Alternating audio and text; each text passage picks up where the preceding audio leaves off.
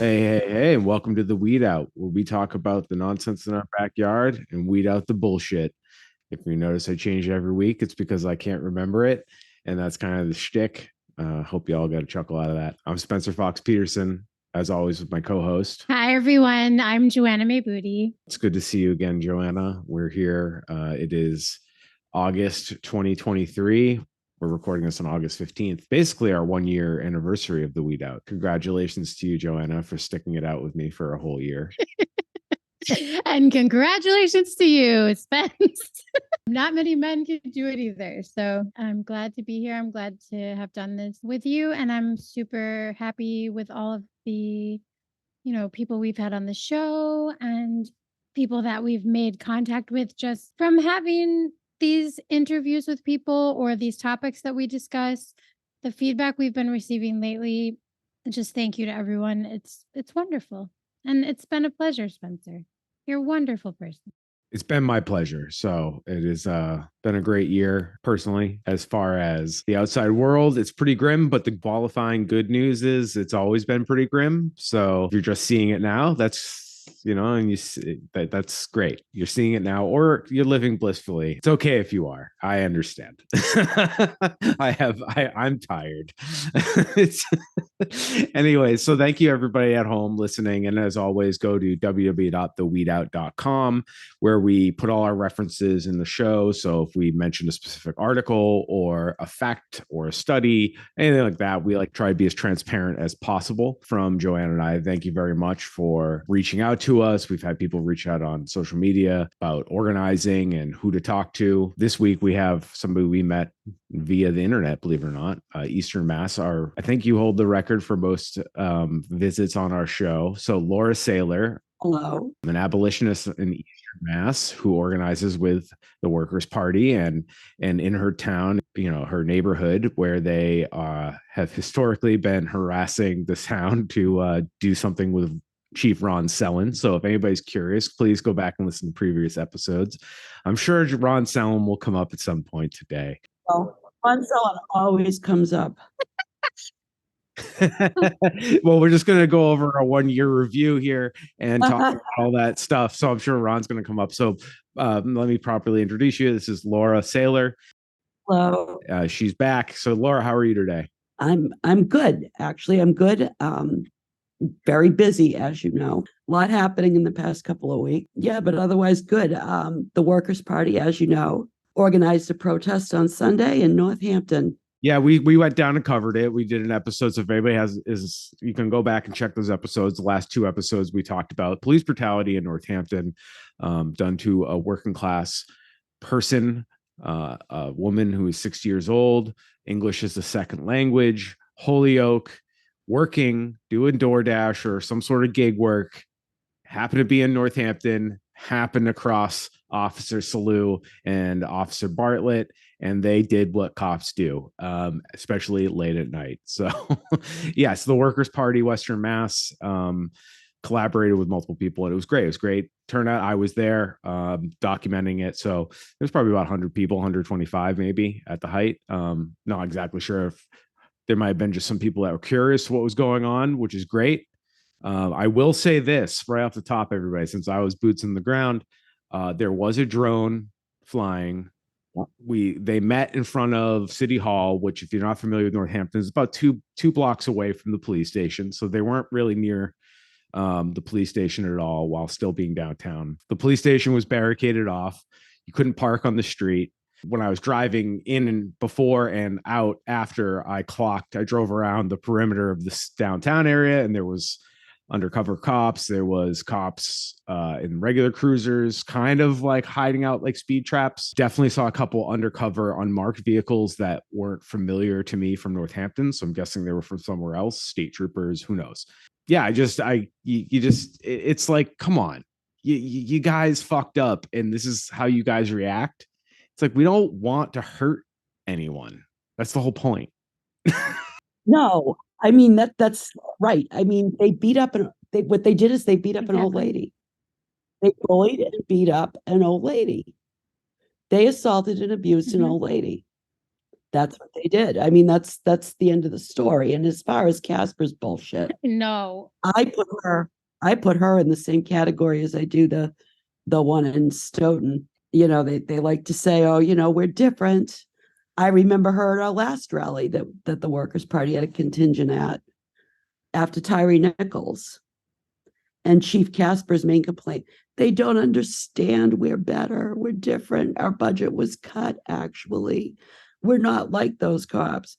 Your cops just beat up an old lady, so yes, you are. And Chief Casper said that they were following policy and did nothing wrong. And I agree with you there, because I'm like, this is absurd. If your policy says that, and this is where I can kind of speak to people who maybe are wondering, like, oh, how are all cops bad? They can't be good. If Casper's like, well, the policy is it's okay if we beat up old women. That's wild. Like, that's nuts. Yeah, nuts. like we shouldn't be okay with that as a society. Like, it's like, really, how can you condone that? Yeah, like to say that your policy says it was followed, it's like, well, your policy is an unethical piece of shit. Like, I mean, I my work in the ethics office, it bores me. It just is, I don't know, I can't imagine how I can imagine because the cops do it. It's hard for me to imagine personally sitting there watching the video, seeing what happened, and then putting out a statement like, yeah, this was fine because it followed our policy. Yeah, yeah. And then they wonder why everybody hates them. Then they wonder, no, they wonder why is the public opposed to us? You know, what is this? How come we're not here? Because one thing I've noticed lately, I'd say the past year or so, after 9/11 especially, but pretty much my whole adult life, I've seen cops get like unbelievable amounts of hero worship, and the propaganda really worked. After 9/11, that went exponentially worse. It went through the roof. And it had been progressively getting worse and worse and worse and worse.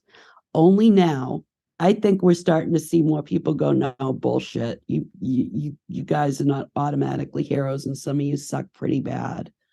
So I think that's just my impression, what I see out and about and talking to people. When I read Chief Casper's, whatever you want to call that, the official statement, how they had outside firms come in, which is always a retired cop, retired at 45, started a consulting firm, and they come in and they make excuses for cops, and it's a bias thing. It's like you don't even have to really be like, there's a big conspiracy. It doesn't matter. It's like they're just biased. They're hiring people that agree with them.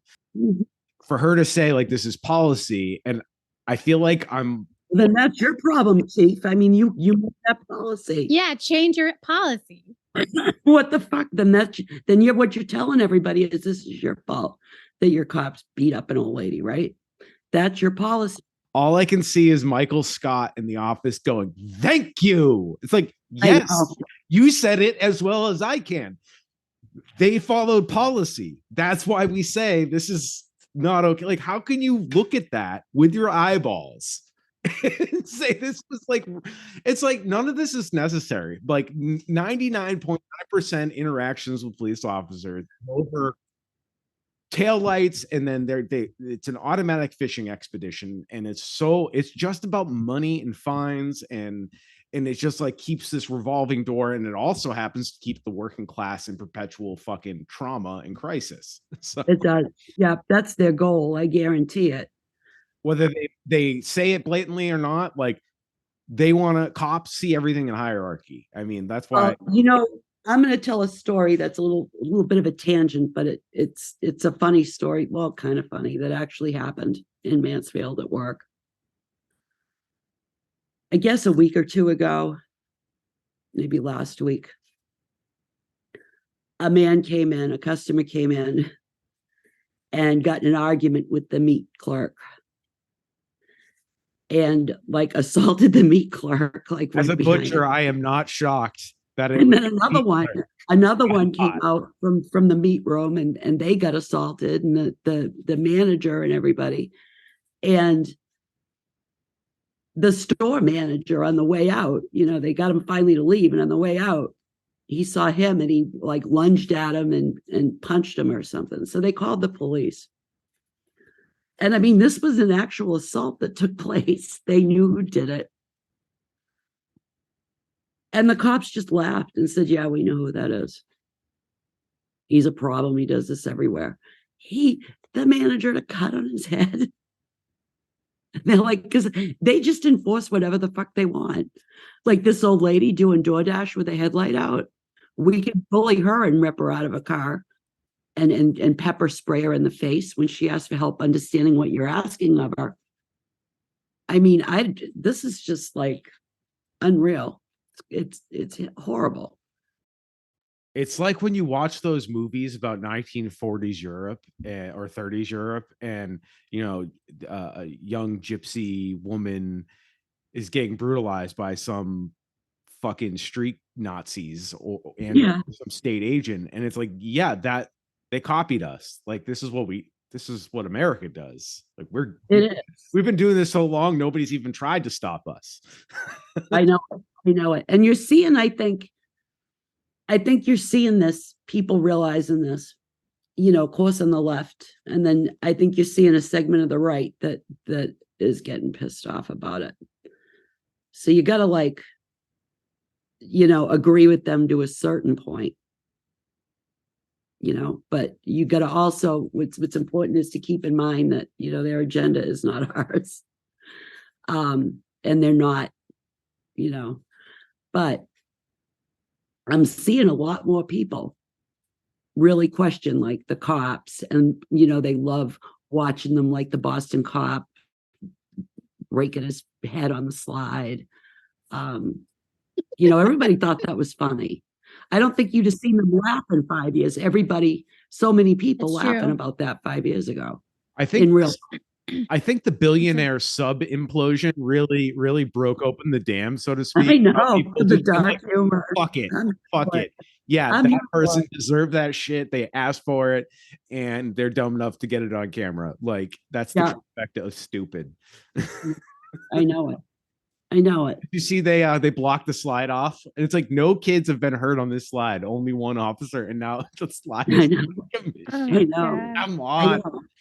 And then they wonder why we make jokes about them. They're like, well, it's like because you do like Curb Your Enthusiasm level goofiness. Like even when you do something harmless, it's still so incredibly stupid. And just why?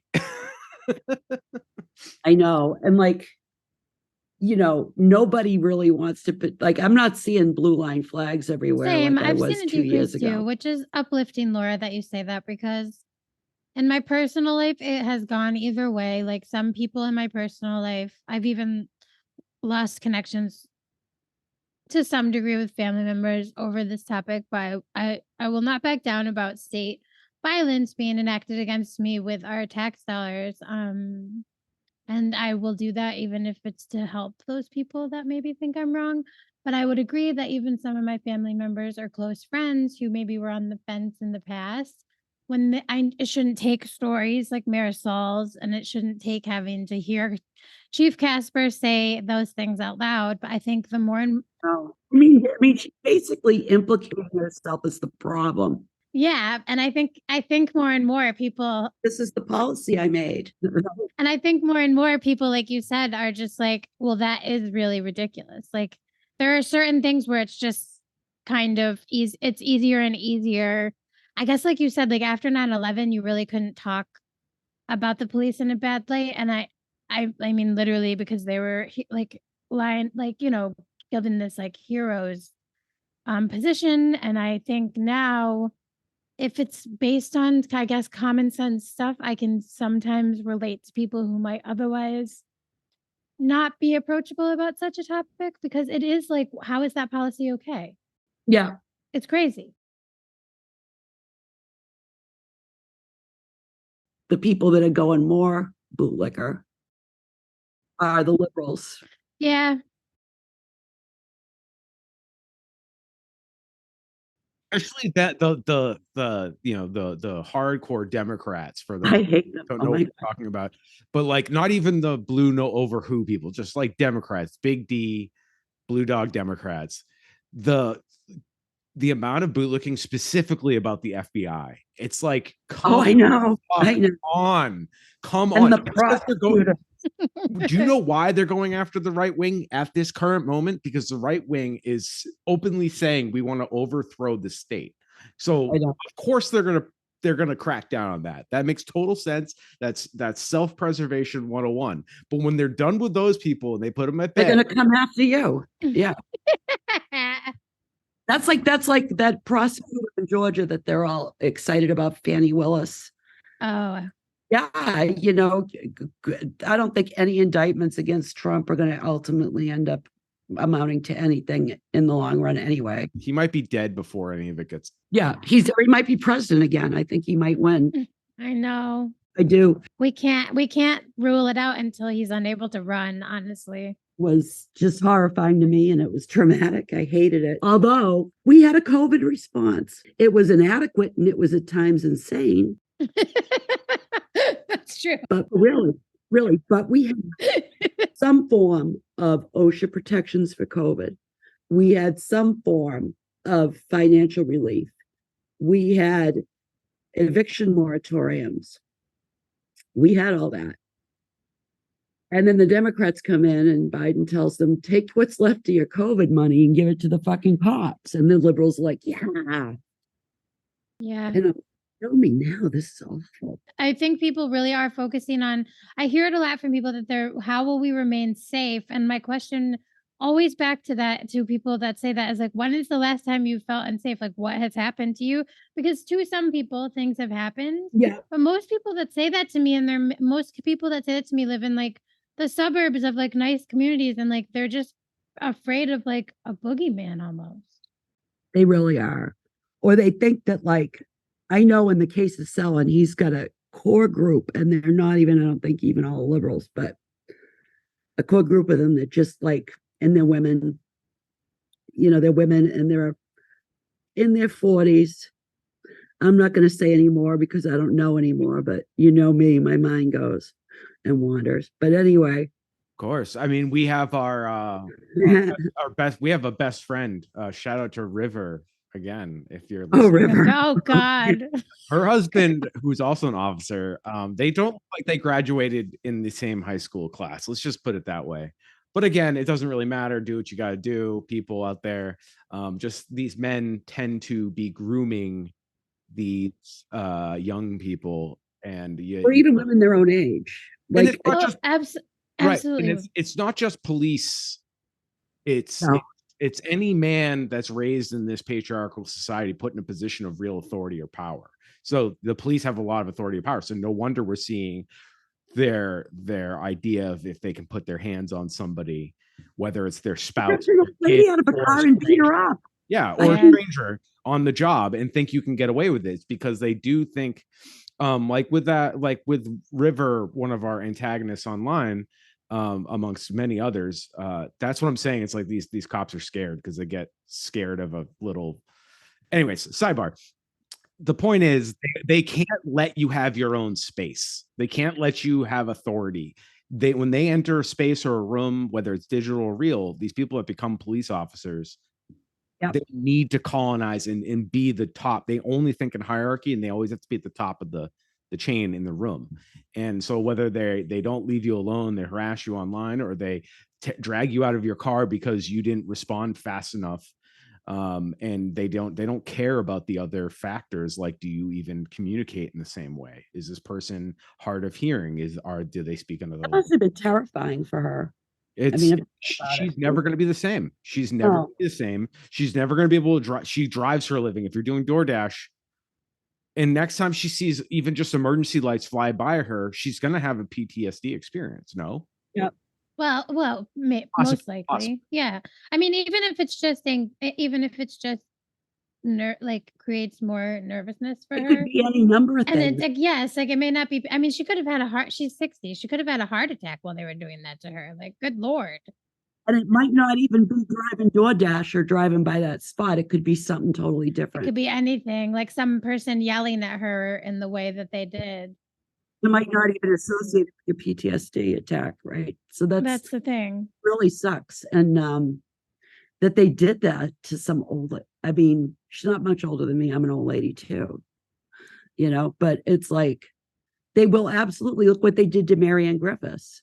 That's the one, just for people at home, that's the woman that was having a mental health crisis in Easton, Massachusetts. Yeah, Ethan is mad at me because when I sent my FOIA request, I called it the murder of Marianne Griffiths. And the people of Mansfield just got, their interim police chief or whatever that is a retired Easton cop. And I said, you won't name this guy. And we in Mansfield don't know if we've got your murderer here. And boy, did he get pissed. He did send the investigation. I haven't had a chance to read it yet because I had to get a new computer and all, but I'm going to read it in the next couple days. But yeah, next time you file a request, you should use the right terminology. This was found justified. It was not a murder. It was unfortunate. And this officer is suffering, blah, blah, blah. So you mentioned her age, and to me, obviously, like we all obviously have said this, it doesn't matter who you are, they should put your hands on him. That all said, in the report, he said he felt lethal force was justified, but because she was so small and frail, essentially, I felt I could take her without doing that. If that was me, or possibly Joanna, who's young, kind of, young enough, spry enough, like, is he going to pull a gun on me? Yes, that's probably. Like, how is that in like any normal world, right? Allow the state to have that authority in the moment? Like, that's crazy, people. I just need everybody at home listening. The next time somebody says something where it's justified for the cop, so they don't get court, they don't get anything, and we just can decide to put somebody to death because somebody was afraid. Like, what? I know. Right. That's a great point, Spencer. And I want to remind the audience of that too, because I say this to people all the time when I'm talking to them one-on-one. Like, we as a society have allowed this and we have to stop it. And so, like, if you think about yourself, like when, like, I'm just thinking of myself, like, we all feel scared when we see the police maybe behind us and we're going to get pulled over. Why is that? Because you don't want to be dragged out of your car and beaten to death. And I'm sorry, if a cop pulled me over and was like, get out of your car, I would have questions. And they'd probably want to drag me out of my car, but I should be able to question them. Like, why is it absolute power? Why have we given one arm of like a municipal department in our government using our own money, and that's why they have a hierarchical view of things too. This absolute power where if they wanted to, they could put you and your dog down and like it would just be considered an unfortunate accident. You know what I noticed about the local cop trolls, not just River, but others, is like when you bring up Sandra Birchmore and you throw that in their fucking face and how that's still going on and unpunished in any way. That's what I mean. There's not been any real accountability for that at all. And you know what they do? Yeah, that was unfortunate. And then they just ignore the question. None of them will say word one about it. If it was so outrageous, they'd be at their union going, no, we don't want any association with that. But they're not. No. And, they're not. They're hiring them as feds in the TSA. They're still paying Josh Heel, Divine. And they just protect each other. They just can cover up everything they do for each other. And it's really, it's like they just won't say, like, did you notice River over days? So why haven't you done anything about that, River? She can't answer because she hasn't done anything and she has no intention of ever doing anything, like any friggin' cop. God, I always forget her last name. Marjorie or Maureen over in Stoughton. The same thing with Sandra. Oh, this is horrible. It really, it pales me. This is really an egregious act and we're going to seek accountability. You haven't done shit. You haven't done anything.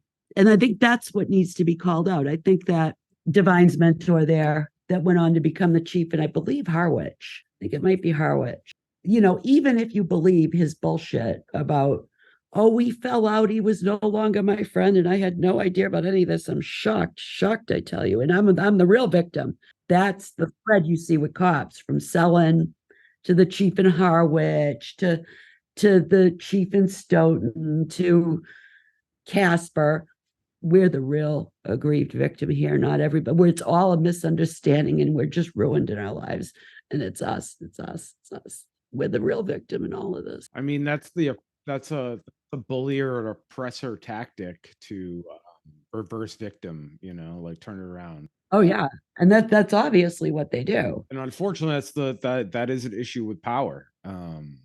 That's why, centralizing things has Yeah. tended to not work out. Yeah. But here's an interesting thing, though. What's interesting to me about police is somebody pointed this out, and I'm sorry, this is not an original idea, but how police are like this in America, this well blended. It's not a silo, right? No. At all. That's what keeps them safe because there's plausible deniability. And they But there's like, like oh, so many. this department over here, like Chief Wynn, investigates the people in Egremont, and he can only dig so much, and he knows what not to ask or where to ask or who to ask, and and maybe don't push certain. Oh, I forgot to call the secretary in. Yep. Yep. Well, I mean, they're seeing all that. They're seeing a lot of that. And the other case in Canton, Karen Reed. I was going to ask, because that's all police that are basically acting like victims, when Karen Reed's really the one who Really looks like they set her up. Yeah, she looks like, and she's being targeted or something, it feels like. And I know I don't know all of the details, but it's scary. The worst part is if you assume cops, the worst part is it was so half-assed and ham-fisted, and they're I know. still get away with it. Like, anybody listening, please look into Sandra Birchmore and yes, read the stuff that alludes to her being guilty, and then also read other people's work. There's other people doing work on this case that are basically calling bullshit. Karen Reed, right? Karen Reed. Sorry.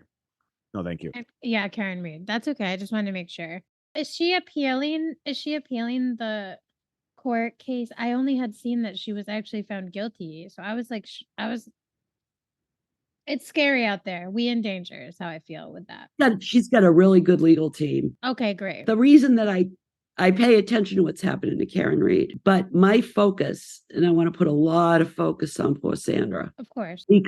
And my reasoning is this, that if there was one Sandra, there were probably 25 Sandras. Absolutely. If there were 4 of them that were found to have done this, there were probably 24 of them at minimum, and more of them that knew about it and would never say anything. Exactly. And, another percentage remotely involved in some way or aspect. They all hang out in the same bars. And what's the thing about Karen Reed is she has the resources for good representation. She has support. Poor Sandra had nobody from day one. And it just enrages me that everybody thinks that, the people in power think, okay, we can just toss that aside. Tisk, tisk, that was unfortunate. She had no right to even be here anyway, is how they look at it. Like, oh, well, not stopping to think that, she had so much ahead of her. She was young. They ruined her childhood. They messed up her life, and then she wound up dead. She was just a toy, an abuse toy for local cops. And when we're talking local cops, when you look at what's going on with Karen Reed in Canton, which is why I constantly pay attention to it, but it's not my focus of work right now, is that it's the same departments, the same agencies, the same cops involved in a lot of this. And it's corrupt from, I don't know, from the select board on down. I know somebody who went to that select board meeting, and people were pissed. And all they got from city council and the cops was, these cops are the victims. So thank you very much for bringing up the class element between the two cases. And luckily, Karen Reed does have resources, and however she has them, whether it's inherited wealth or she earned it, doesn't matter. Luckily, she has those. Or even if it's just connections that give her the legal representation. I have solidarity with her. I believe her 100%. But my focus is right now on people like Marisol and people like Sandra, who they don't have these resources. No. Look what they'll do to somebody with resources. Even look what it doesn't always protect you. Oh. Mm-hmm. No, it would ruin you financially, I'm sure. Poor Sandra, though, she never even had a chance as a child, what they did. I mean, that's just, to me, the way I look at it, they robbed her of her life, what little life she had. And when they were done, they just tossed her. And it's just, to me, it's just despicable. And they're probably doing it all over the southeastern Massachusetts. They all hang out at the same bars. They all go to the same cookouts. Scary. You see a lot of the same names in the Karen Reed case as you do Sandra's. Oh, okay. I was going to ask if there's a lot of overlap with any of these things. Yeah. It's federal agencies, it's federal cop. I know in Reed's case, it was a DEA or ATF agent, and they all work on the JTTF task force together. That task force covers quite a bit of area, like it covers Mansfield and all of that. I think one of them might go down as far as Pawtucket. Well, we've talked about this before. They socialize like a cult. Right. They socialize with each other, with each other's families, and that's it. Well, and the persecution thing is a lot like my evangelical cult growing up too, because they you socialized only with your community and you believed you were persecuted and special. And that's very much like the cops, I feel like.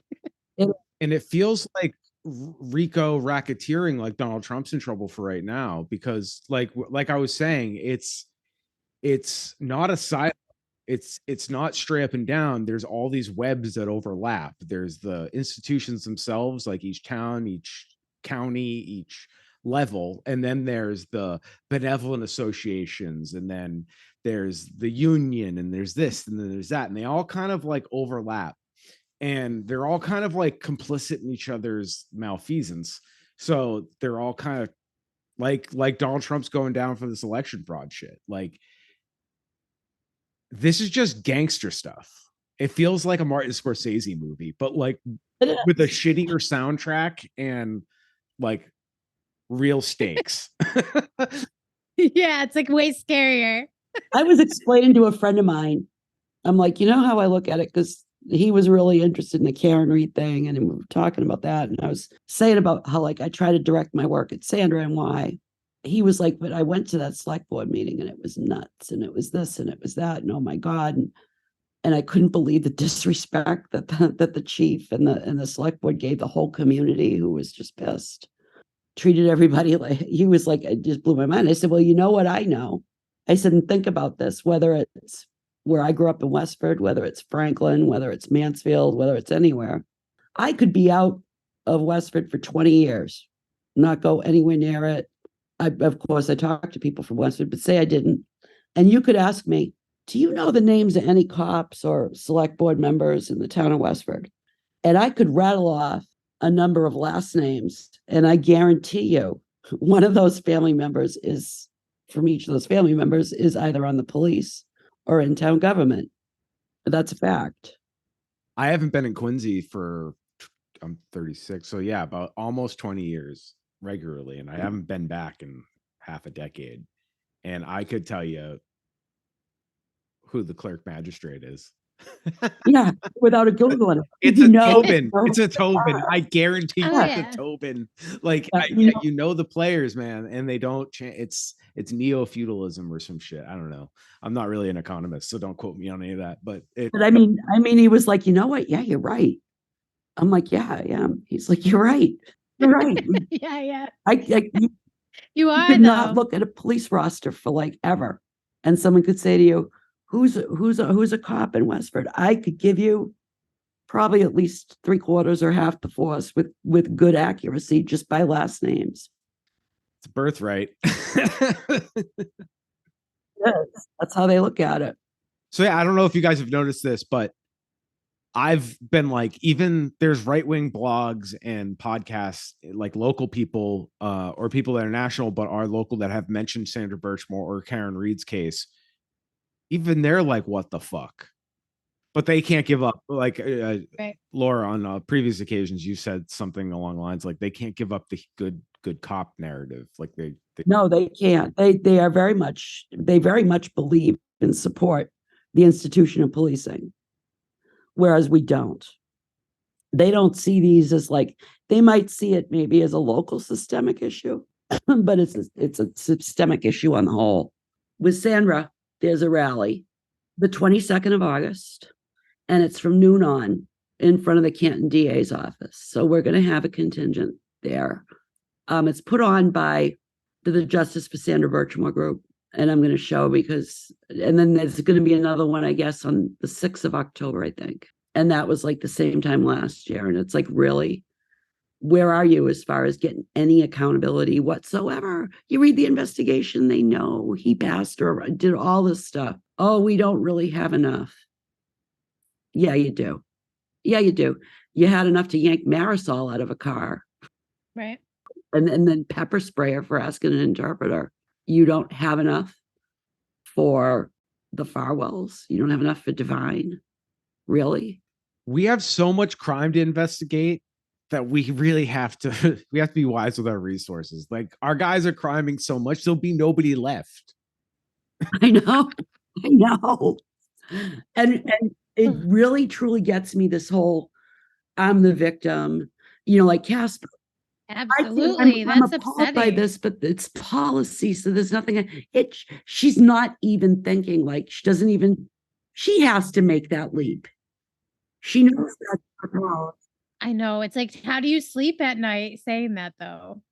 It's like, what the fuck is up with you? Yeah, that's, to me, disconnect. Like, how can you when I read it, like I said, I shouldn't be surprised, but I was like, damn, really? I know. Like, you're just like, well, that's policy. It's like, no, that is not a right policy. Your policy. Your policy. I mean, why wasn't anybody at Mass Live going, that's your policy? Yeah. Like, okay, yes, we know it's the policy, but it's your policy. What are you going to do to rectify that? She doesn't want to rectify it. So she's going to pretend it doesn't even exist. No. She's just telling herself. It's crazy. Yeah, well. And it is crazy. And I do wonder if the policy is divine. And this is just some throwing it out there to, like, I'll look it up later and you may know, Laura. I do wonder if the chief of police sets the policy, or is it something that they maybe present to city council and city council votes on it, only so that if I think it's certain kinds of policies they do. Okay. But like, okay. And I think most of those, to be honest, are budgetary. They're not like operations based. So operating is probably from within. Yeah, the chief set those types of. Everybody who's ever worked in kitchen or retail, like, this metaphor, is coming to my brain right now. All right, so like the police excuse to, like, I can't change that policy because they want to fire everybody. It's like, I've worked in restaurants. It's like I'm always was the opener kind of person, so I was always there, and like I knew a lot more than the management would know, because like you come in like, oh, these dudes fucking got wasted while cleaning up last night or some shit, and or you can tell something fucked up happened, some like product got dumped somehow or wasted or destroyed, and do you report that? Anyways, it doesn't matter, but the point is, you're like so thinly staffed, and like, well, yeah, I know that guy doesn't change his sandy water out, and he's kind of sloppy, right? And he doesn't like clean up after himself, but like, we can't fire him. And it's like, yeah, but if somebody gets fucking E. coli because he doesn't give a fuck about which cutting board they're using, we fucking do it. But yeah, but these guys have the same problem, but it with guns. So everybody at home listening that's been a line cook or anybody done those types of jobs, where you can't fire a whole staff that like got wasted and destroyed a bunch of shit because like you got nobody. Like, that's happened so many times. I've lost count. We need the manager who's going to be like me, because I would have been like, you know what, y'all are fired, and I'm going to run dinner shift myself, because that is what we need from a town. A mayor, a town council, a select board somewhere someday to just be like, you know what, y'all are fired. We're going to figure this out, because I know the association and the union would sue the city. That's what I'm guessing the cities are afraid of, are the unions, but I just don't get it. It also falls back to what I was saying earlier, though, Joanna. That's where that links back to that, because it's all the same people in city council. That's true too. You cover for each police other. Forces. If it's not a direct relative, it's the best friend of your grandkid or whatever. Yeah, the connection. That's what it's all about at government level and police. It's intertwined. So yes, there is a fear of like, they don't want to pay out lawsuits, but they'll pay. I figured. Well, they do pay them all the time. Like, if they'll pay out lawsuits.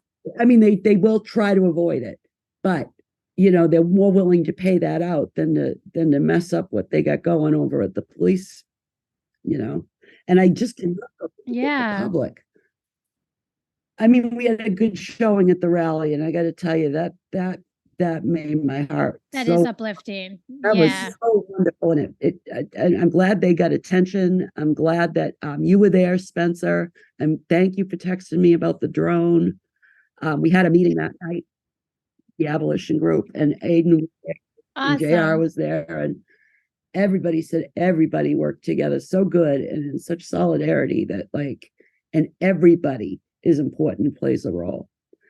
And it was just it went off so well. My wondering though, my concern is, why isn't anyone saying to Casper, okay, you said it was the policy, this is your policy, now what? And see what it says. Nobody's asking that question really though. I guess I could email her back and ask back, because I'm very concerned about the policies. I'm, as someone who sets policies and reviews policies for ethics as a job, I am just appalled that you would be like, that's policy, and just dismiss it. I mean, I know it's the nature of policing, but the question should be asked, Laura. Absolutely. For any listener listening, like Spencer said, if you've worked in any field of, I mean, literally, it doesn't have to be a kitchen or retail. If you've worked in any job where there's policies, I mean, Laura, even with lifeguarding, if your policy was to hold people underwater until they drown. I have a policy, it's funny. You wouldn't, right? I'm working a double shift on Sunday. I do double shifts all the time out there on the weekends, and I'm doing my double shift. And it was a beautiful day, and there were, I don't know, 2 families with kids down there. The kids were in the pool playing, and all of a sudden it started to get, I see black, not just dark clouds, but black clouds start to roll in. And I look at my phone and it says light rain about to begin in 20 minutes or so. And I'm like, okay, we'll see. And then, boy, it came up. I could hear thunder real quick. And it is policy. And the policy is, you hear thunder, you got to get out of the pool. I'm sorry. There was a family walking down with I don't know, about 6 or 7 kids. I said, no, closing up due to weather. And they don't have to like it. And they're my friends, a lot of them, but I'm like, you can't go in the pool. I don't want to see you get hurt.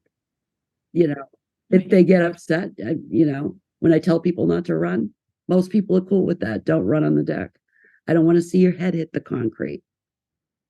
But apparently, Chief Casper is okay with a policy that allows her deputies to beat up an elder who has English as a second language, who didn't do anything wrong and was no threat to anybody. Just comply. That's the attitude. Comply. You have to do what I say. Oh, it's disgusting. Terrible. Yes, it's disgusting. Really, it is. Yeah, it's not great. And just so everybody knows, this is a good time. Thank you both for reminding, somebody should ask Casper. Joanna and I we are leaving Chief Casper on red at the moment. It's not because we don't like her. Well, no, that's not why. We just have jobs and we got shit to do. Reason. But we do owe her. We haven't responded to her statement, but I want to tie that together because we still have only heard from Chief Casper and Rachel Mayore or Mayor. Sorry if I think it's Mayore. I think you're doing Rachel Mayore. Her email was I don't know who she alluded to. We. I don't know if that means a few other counselors. She didn't name anybody specifically, so we've only heard back from Rachel and Chief Casper. And Chief Casper was very she was copying and pasting because she probably has a law department telling her, you can say this. And you can say you followed policy. That's policy. And that's the law. So the government has laws that we need to ask a follow-up question, which is, it's your policy. Now what? Right. Now what? Change it. What her response is, but I'm upset and people are angry with me. And this officer, he's a victim. He was just following policy. It's hard on his family. He was willing to kill somebody. That's how they are. He was ready to kill somebody. I know, but that's Well, for a light being out, it's like that's the other thing. Like the police shouldn't be stopping us while we're doing our work and business just because of something so small like that. I'm sorry, it's harassment almost of people. Time out. Like, what are we doing here? Like, you're on the clock, dude. I know what you make per hour. Why are you rushing anything? Like, what? Yeah. Get a real job. Get a real job. Get a real fucking job, because when I'm doing my job, I do malicious compliance where I'm gonna follow. Yes, like I'm gonna make you do the thing. Yes, it'll take 5 minutes longer, but you're going through every piece and we're making sure it's all here. I'm not coming back. We're gonna agree upon this. And you get comfortable with people you work with over time. Nope, not me. Same shit. I like very OCD about it, because you know what? I've learned enough. It's not worth my time, right? So like, why is this guy rushing? You're getting paid 6 figures a year, dude. Where I know. He could have just waited for the translator, but also why are we being stopped for things like a tail light? I'm sorry, no one's really translator going to got there, be pepper sprayer in the. That's what I mean. Like that's just like we've all had. That was even double worse. It was. It's awful, and we've all had a taillight out and not known it. So to me, it's just it shouldn't take something like this in our own area to make us nervous. But I hope this wakes some people up because it's horrifying. It is. It's absolutely outrageous, and you get in this, and I think like the broader spectrum people see these things about the police that are going on. That what's going on with Sandra, I think that has to be brought up back to everybody's attention, and I'm not going to rest until this. It makes me that angry. So this is a good time. Could you do the shout out for the upcoming event regarding? Yep, it's August 22nd in front of the Canton DA's office. They're having a standout. The Justice for Sandra Birchmore group is having a standout and a rally and a protest. That nothing has been done. There's been no accountability. There's been nothing that fixed anything. If anything, some of these predators were rewarded. With things like promotion to a federal agency after you've been investigated and found to have done these things. It's just people gotta, when you tell people about it and they really get it and they really dig into it, they're horrified. There was some true crime writer, like tweeter, not a serious writer, but like some mommy blogger or something, that I came across one night, and I just posted an article about Sandra. And then she made a whole story about it, did a whole thing. So there's a whole group of other people that find out what's going on. Because it doesn't take much to realize that Sandra wasn't probably isolated.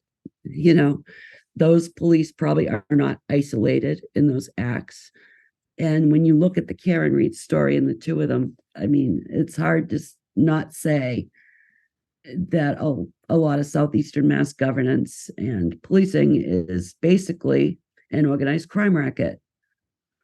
And I know that sounds insane, but when you look at it and you say, okay, these are the facts in front of me, I mean, it does. Well, thank you so much for organizing or being part of all this. You're like, wow, that was too much. No. It's heavy. It's just heavy. You're right. And all these QAnon folk or whoever, they're all saying that there's these rings of sexual predators, and they're cops and clergymen. It's people in positions of power. Like, we got to do something about these hierarchies. It's a fucking problem. It's a systemic issue, and we raise our little boys to grow up to be fucking monsters and then some of them get victimized too, and that creates more monsters. It's a self-fulfilling kind of circle, and it really is. Yeah. So August 22nd, Joanna and I will make sure this is information's on our social media and it's on Facebook, I think. And we'll make sure. Oh, I'll share And we'll the make event sure it's on the page for episode notes as everyone. well. So anybody listening, we can direct you to where this is if you can support in any way. Thank you, Laura, for your activism and organizing. We really appreciate it because we know how much time it takes just to do what we do. And we all got to do it together. So No, building, I'm glad you say that, Spencer. And I'm going to say why. It's because um, the rally on Sunday, the protest on Sunday, to me, it just warmed I almost cried when I got up here and, sparked at my vape pen, and I'm looking at the articles, and then I'm talking to Aiden and how happy and animated he is. And, JR was just like resolved, and we're going to do this. And it went well, and it did. And it wasn't, we all agreed that it's like it was a coalition effort of just people that give a shit, and everybody's role is important. Everybody has a role to play. And that really, that just shined through, and it was so awesome. It was a good thing. You guys did wonderful. And I say you guys because you were there too. And, you were texting me about the drone, and yeah. I mean, gotta keep you abreast of what's going on. Plus it's like, yeah, it's really unfortunate to see that reaction from the police. It was very, they knew better than to show up and with riot gear and all stuff. That was never going to be necessary. It's never necessary. In my opinion, nobody was looking to be disruptive other than get the voice out. And just like, I don't know, they were ready in case. And that's why I was saying, like, they had checkpoints that I could see leaving the city. Like, I don't know, these, it's like, I've played enough online video games, and these dudes got like stratego brain. I don't know what else to call it. Like, they take their job way too fucking seriously. It's like, yeah, I too can do logistics, and I too can, like, I can see what you're doing. And like, I'm just some dude that has a podcast that's doing kind of journalism and opinion, and I can suss out what your aims are, because you guys just, all you think of is fucking violence. It's just, Violence, and I don't know what they're what the I'm sorry. Yeah, it's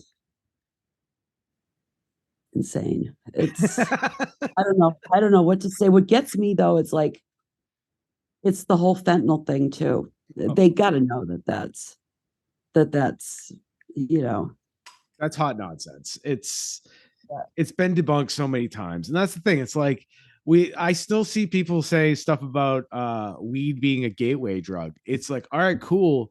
Well, okay, weed out. Everybody listening, I've never done cocaine. All right. Okay, no one needs to disclose what they have or like, haven't done. I smoke a ton of weed. I smoke a lot of weed. Smoking weed since I was very young, and Okay. cocaine or any other drug, heroin, any of that stuff, other than alcohol. If anything, weed got me to drink alcohol. Yeah. Yeah, weed is not a gateway. I mean, like, I'm just the I'm sorry, side. I mean, I've said this in smoke weed. Yeah, I feel like beer is the fucking gateway. I was gonna say beer got me to smoke weed too. I was 21. I was old. Yeah, sidebar. But thank you very much, Laura. So just remind everybody, we're gonna do Ghoulier and Tomfoolery come up. We're not done yet, but just everybody at home, please organize with your local people. This touches us in every way possible. And look into the Sandra Birchmore stuff with the previous episodes we've done with Laura. And there's other people doing work on this. You can just Google it, and obviously stay away from local news hits on it. And people can plan large events where you remain safe, and I don't even have to have a gun. I have planned large scale events for 250 to 700 people in the past, and I have not needed a cop, security, anyone. I've de-escalated things. So like you said, Spence, like the cops seem strategic and it's not that hard for like anyone to figure out. It's true. There are event planners out there and we don't have to harm anyone the whole time. So I just think, I think more and more people just need to think about the cops in relationship to their own jobs and what we're even able to get away, quote unquote, get away with. I'm just saying, like, most of us have to do our job and not harm anyone and actually do our job. So I just want to include that about the event planning stuff. I feel like it's just they're like event planners with machine guns ready to take you down. It's just ready to mess up your day. Yeah, they're planning for something. They're planning to escalate. Always. It's always like, oh, what can we flip out? Who can we flip and what out bothers me too is like the vulnerability of a lot of their victims recently. Absolutely. Marianne Griffiths, like Marisol. Miguel Estrella in Pittsfield. Yes. That was a young person of color, a young Hispanic man who had a mental health crisis. Oh yeah, that was the entire state. The whole state, from the Berkshires to the It was like a horror movie. I was. And I think that if things are kept in the public mind, more people will stop and think, wow, maybe this institution is kind of like fucking rotten and we need to do away with it from the bottom up. Because it does. I mean, you cannot reform it. What they did to that man in Mississippi, that torture case, that all of them would love to be able to do that. And the ones that maybe wouldn't love to be able to do that are perfectly fine with looking the other way. Or they quit and run far away. And they run far away. Oh, they quit. Good cops quit. That's a good cops quit. They experience something that's just beyond the pale and they're like, I can't do this. Or they try to whistleblow and they find out real quick. Oh yeah. So they gotta quit. It's a resign or, and I think it sounds wild, but these are absolute provable facts, court records, mainstream media, all this stuff. And I wonder why a lot of the public has a disconnect where they like to kind of like compartmentalize each horror instead of looking at it as systemic. I think that's the challenge. To me, this is me being honest with you. I think a lot of people are making a real calculation, whether they understand it or not, that the amount of times, like that's why I hate the body cam stuff, because I don't need to see them beat somebody again. And also because I don't builds watch into them. Like, if we do what will I've had people say like, well, they're not gonna like that, right? Like implied turn their guns on us if we do that. And it's like, right. Yeah, that's kind of why. That's kind of why we need to get rid of them. Like that's not good, man. That's an occupying army, and I don't like that. And not only that, they control what they release of it. Oh yeah, I mean, and then they get false confessions. People time it, they edit it. They can do whatever they want. Trump gets to not get his fucking mugshots taken, right? But like they'll plaster your mugshot or the body cam that makes you look really fucking bad for the court of public opinion, and then you get held in pretrial because they keep doing motions to continue and they keep you in pretrial, and it's a racket. It's a racket. And what I really hate though, and this is what I was getting with the fentanyl panic that they have. Doctors are well aware, physicians that are addiction physicians that went to school for this, that specialize in this is their life's work, are telling you these are not fentanyl overdoses or even contact. You can't get it through touching the powder, being in the same room, or the wind's not going to blow enough up your nose to kill you. And the symptoms that they're having are not symptoms of an overdose. They're the symptoms of panic attacks. And they got to know that what they're saying is bullshit. And you got to know that when they go to the doctor's probably telling them you're having a panic attack because they got to treat it right. It's like going out there and claiming otherwise anyway. They know that these are, that these are not fentanyl overdoses, but every time you turn around, they think they're victims. And I think the goal is to disparage people and make it less likely people are willing to help them if they're overdosing. I think that's one of their goals, and humanize people with addiction. And then that's what that's about, because like they don't even know the right symptoms to fake. Yeah, so like one example, just for anybody at home, Ryan Marino MD on Twitter, they debunk all these stories like in real time when they see them. So that's a great source, and that's a toxicologist, I think it's called. That's he's been debunking it since like, I don't know, probably close to a decade now, but it's gotten really bad, and he's specifically becoming, I think he's like falling into abolition because he, you know, the way I know it. I like Ryan. Like, yeah.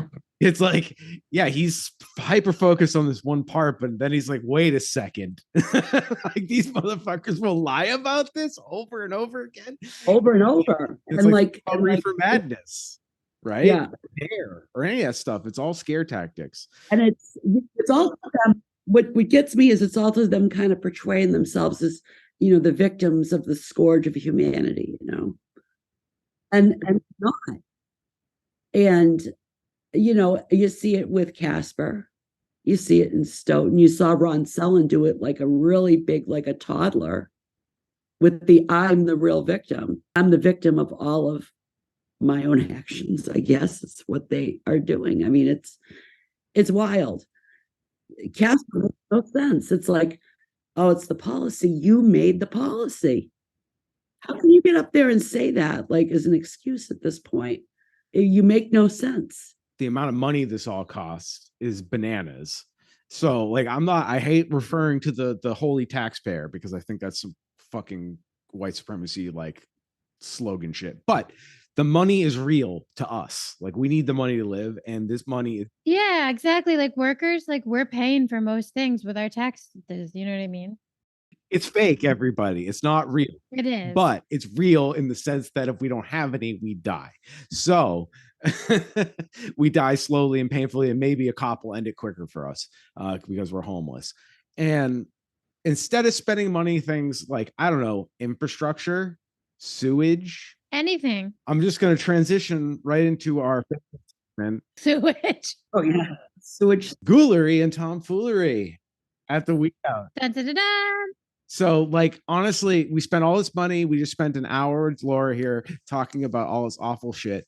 And multiple times this summer, all up and down, if you live anywhere on the Connecticut River Valley in Massachusetts, and I'm presuming Connecticut, sorry for people.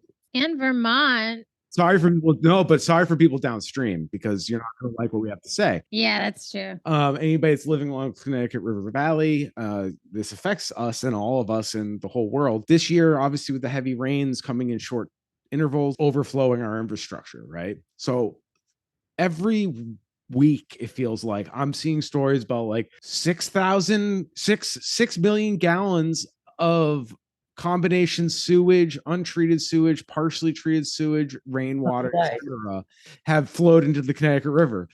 That's just Holyoke, and that was just this week. And it's being reported by WWLP, our favorite. I like using stories like this because it's like they are just telling us the facts, or at least the facts as the towns are reporting.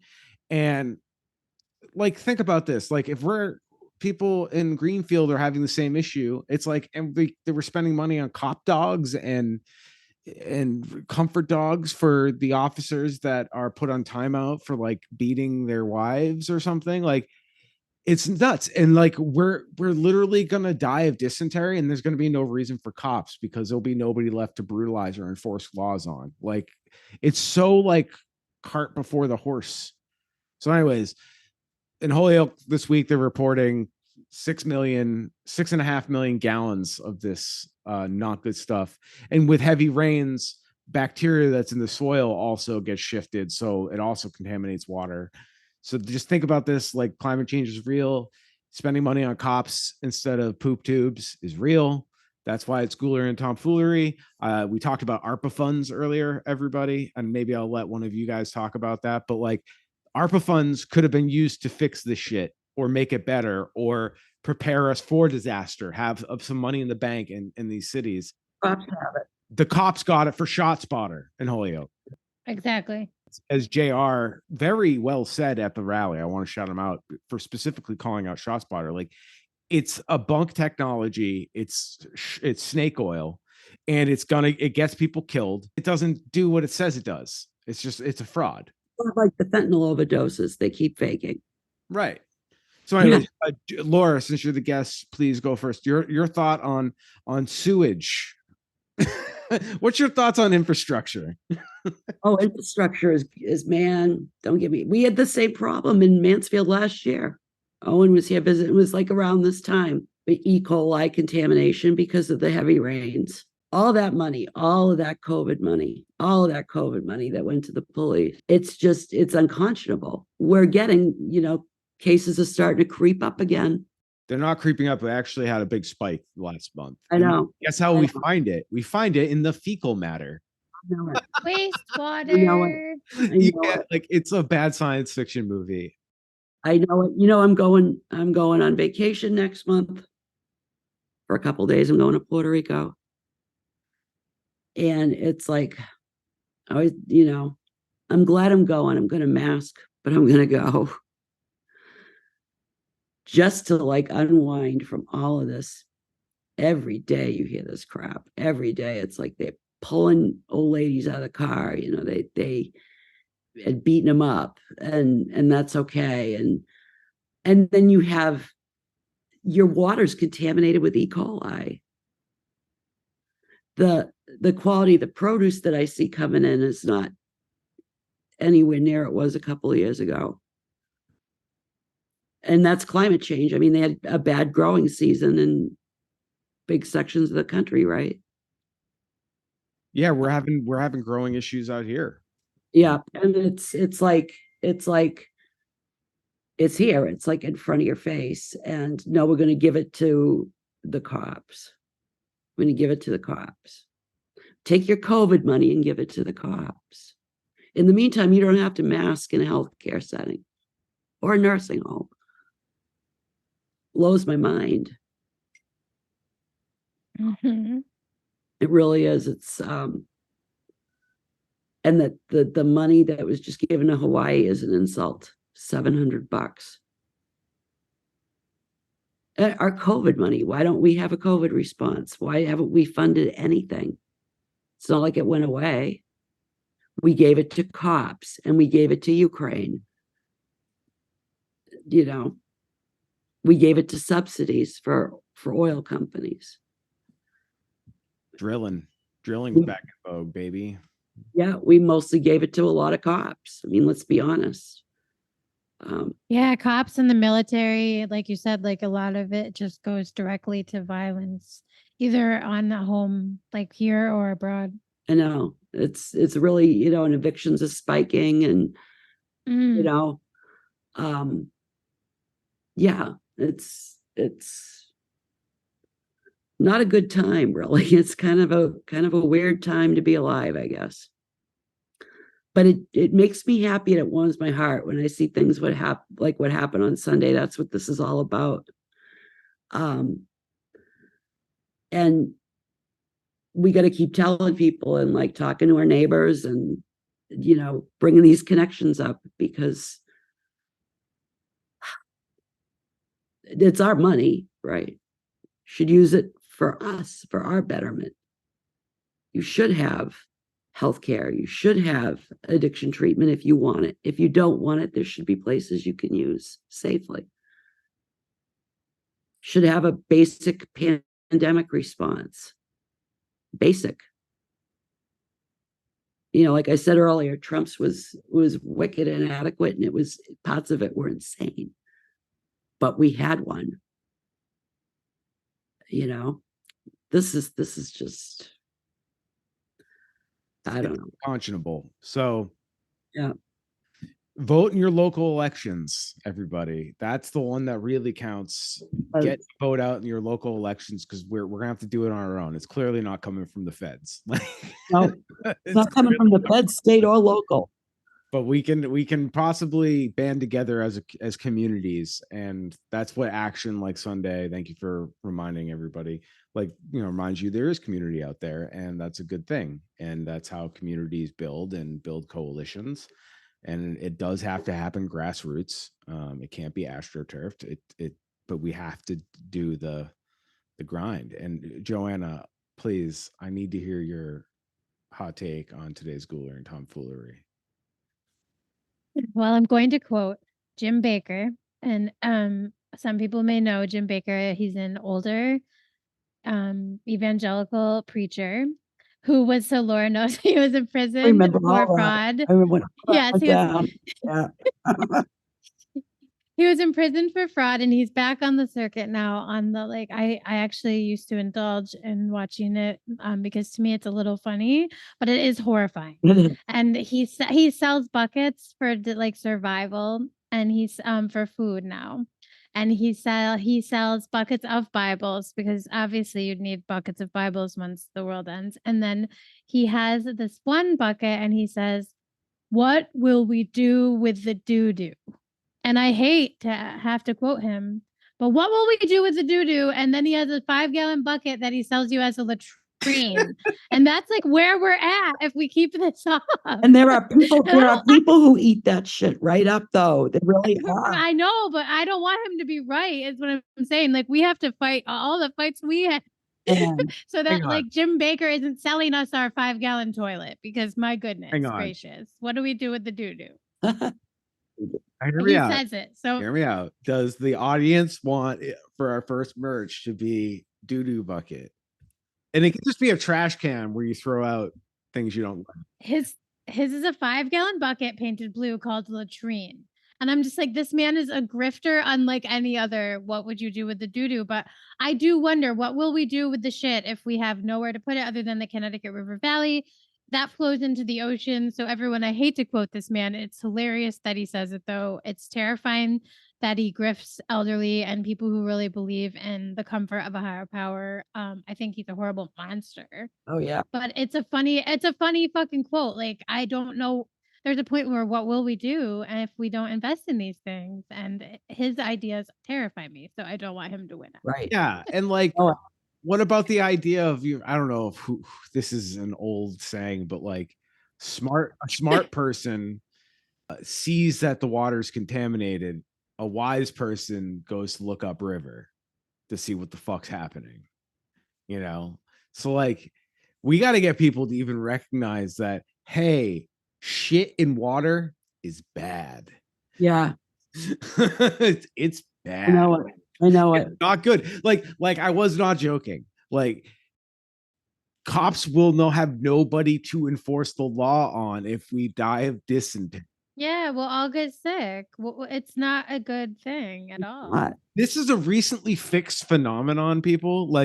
Abraham Lincoln lost half his family to issues due to contaminated water.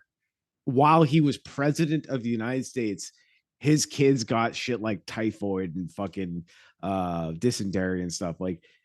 They people used to die from this regularly, and we're going back there. And that right, it's Oregon Trail style shit for those of you out there who played that game. This is not okay. This is day one shit. What are we doing? Mm-hmm. Yeah, no. It's really quite horrible. It's I think it also ties in with the local governments, and that you see all of these complexes going up, the YIMBY movement, they call it. We don't need all that. And, what they do is they get the town to give them this enormous, tax exemption. And they say, oh, we may consider putting in walking trails or a biking trail or whatever. And they never do it. They word it that way in the contract. It's just, all of it is just such a mess. I mean, you cannot fix these systems from within these systems. You just can't do it. It can't be done. And it's hard to get elected as an outsider. Laura and I both know that. So you can try to get involved too, and it's incredibly hard. I think it's also important, though, to run anyway. I do too. Excellent completely. Platform. it's an excellent platform to get our ideas out there to the public. And there's a lot of people that agree with us that, always felt like politically homeless in Massachusetts or in our area. And now they know, and they have someone to go to. They can go to the Workers' Party. It's true. And I felt more educated about who in the community had similar values too. Like you said, you'd meet more people and it was uplifting. Yep. Building community, Hey, we're here, because everybody is scattered. So it's a way to bring people together, similar ideas. You don't have to love everybody, Absolutely. But, there is a lot of work to be done. And that's why Sunday really, really, it warmed my heart. You guys have no idea how wonderful that went off. And it was a true coalition effort of people who are done with this shit. I'm fucking done with it. Remember, Spencer? You're fucking done with it, man. I get it. I get it. Yeah. If to me, it's like the same day I realized I need to quit the Catholic Church. Like there was just one day. I don't remember the day, but I remember making like, fuck this. This is pointless. This is a waste of my time. Like this doesn't work. And yeah, like I was a young person who was not in control of their rage. So it comes out sideways. But like this to me is a similar parallel where it's like, once you see it, you can't unsee it. Like I can't negotiate with this. Like I can negotiate with a lot of things, but I cannot negotiate with hired men that go around and beat people up. Like that's line. I just don't do that. Like that's, I'm willing to handle my own business. I'm not paying other people to do that business. So it feels like a coward's way to hire a hitman for a whole community of people you don't like. Yeah, it is. It is. Because it's according to policy. Well, you know what, everybody? Your own policy. The Nazis were following policy too. Yeah, that's the thing. Like that's sick. It's sick. It is. Shout out to my therapist, everybody. I take care of my mental health. Everybody shout out, do what you got to do, but make sure you do something. Recognize your brain is probably broken from capitalism and your family who's broken by capitalism. Anyways, he pointed out that, things are done by policy at the end of the day. And he said literally, like, the Nazis, they weren't following orders. They weren't necessarily in a cult. They were literally making policies that justified what they were doing. There were plenty of people like totally cool with seeing armed guys with, automatic weapons dragging Jewish people out of their homes in their neighborhood, people they lived next to for maybe a couple generations or had known them in some capacity. So they were following policy. Well, see also what they're doing to the homeless. Right. With the sweeps. And I mean, I don't give a shit if it's woo. I mean, she loves using the cops and doing sweeps. San Diego is horrible. I mean, you can't change this system from within it. You just cannot. No. And you're right, Spencer. Once you see it, you cannot unsee it. And you just can't. And like, yes, other people have they have focus on economics. They have focus on specific issues, and that's great. Everybody needs to do their part. But for me, like, I cannot unsee the violence, and like, you don't necessarily have to do anything about it, but can we just agree that I'm not fucking crazy?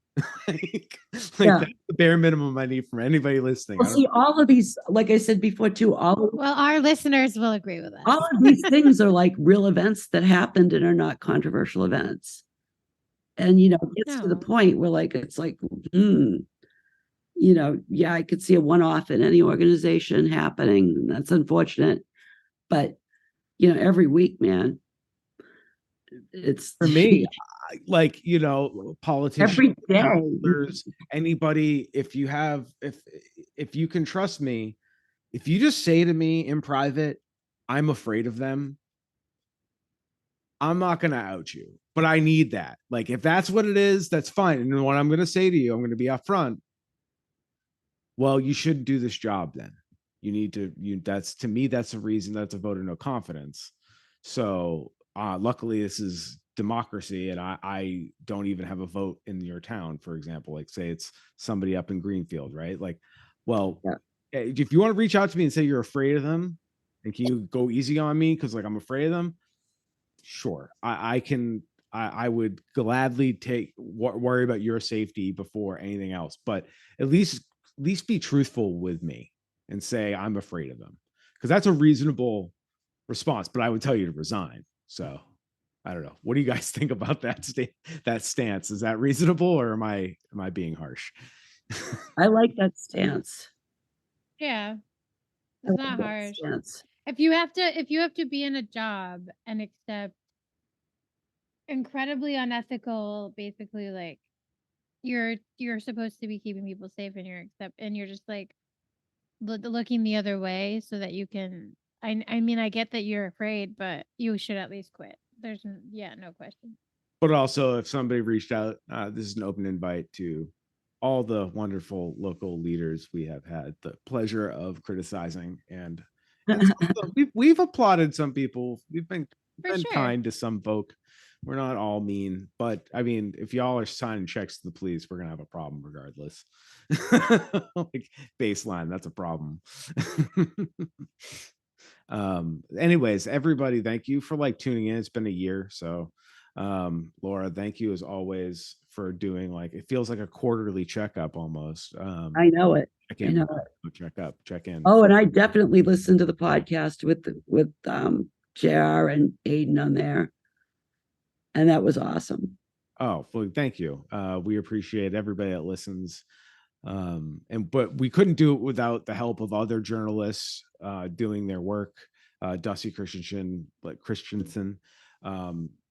really did a good job and kept the victim first and foremost. And I think that's something we need to really hold our journalists accountable to doing, which I think Dusty does a great job of. This person was a victim, and he made sure that their point of view was the one that was heard. And the police too often get sympathetic ears at local media. So and I think the shoestring, I would just want to say, I think the shoestring overall does that, even as far back as a few years ago, or the article we even wrote it for Miguel Estrella. They tend to let you center the actual victim and use the words that corporate media locally wouldn't potentially. They would just push out the PR from the cops. And I will say though, can I just say I'd like to make an exception. I think that Ryan Kath and Cher Stoll don't do that. Right. Or they don't do it. Well, they don't do it. Oh yes, out by you do say that. Well, they're like sleeper cells. They're like Trojan horses. They're kind of putting the idea there without being we're thankful for them. Because like to us, like people think like the three of us, we're a nightmare. Like, I'm sure if Officer Moriarty in Holyoke listens to the show, he'd be like, these people are fucking off their rocker, because he couldn't imagine a world where there isn't goons running around pretending to be Captain America. Like, he can't imagine. Well, that's stuff with Ronsell, right? That stuff with Ronsell, and yes, the poster got the cops' attention, and it was the talk of the town. But like, I don't think it would have blown up the way it did had they not picked up on it and covered it in the way they covered it. And it was just a wonderful thing. And most of their programming is about like cop corruption, city government corruption. It's kind of their beat.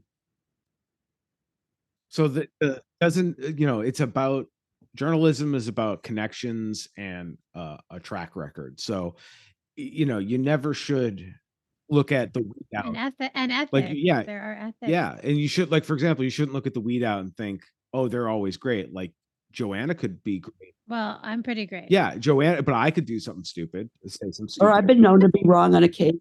I've been known to be wrong on occasion. Yes, me too, Laura. Yeah. Me too. And how do you take the criticism is the key. Like, that's the thing. Like, somebody like a cop cannot take criticism, for example. Just it's like antithetical to their existence. But like people who make mistakes, hopefully you don't make a lot of mistakes.